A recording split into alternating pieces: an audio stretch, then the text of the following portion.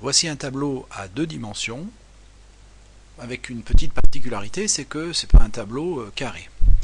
Dans la première ligne du tableau, la ligne d'indice 0, il n'y a que 2 colonnes, dans lesquelles il y a 2 caractères.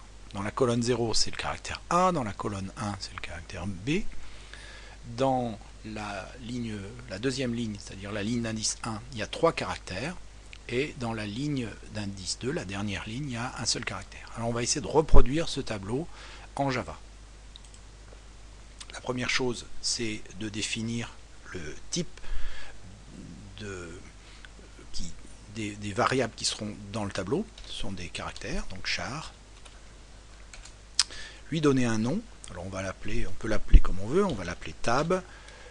2, D pour dimension. Et puis ce sont des caractères, donc je vais dire char. C'est un tableau, donc comme il y a 2 dimensions, il va y avoir 2 crochets.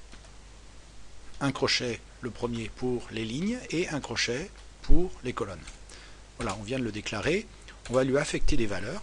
Pour affecter des valeurs, on va le faire dans des accolades, et on va terminer la ligne avec un point virgule. Alors, dans l'accolade, on va définir 3 accolades à l'intérieur, séparées par une virgule, et ces 3 accolades vont correspondre aux 3 lignes du tableau.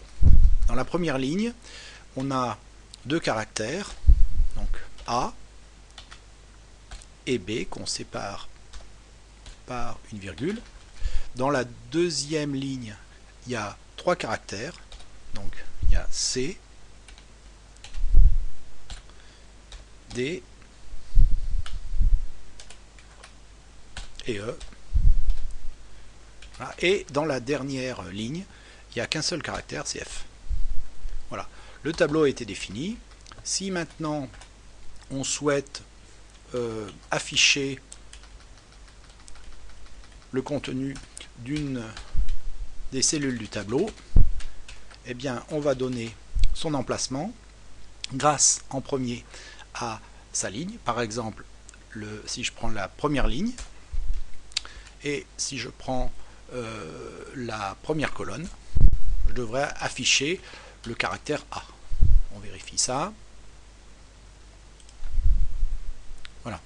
Si maintenant je m'intéresse à la deuxième ligne, donc la ligne d'indice 1, et le caractère de la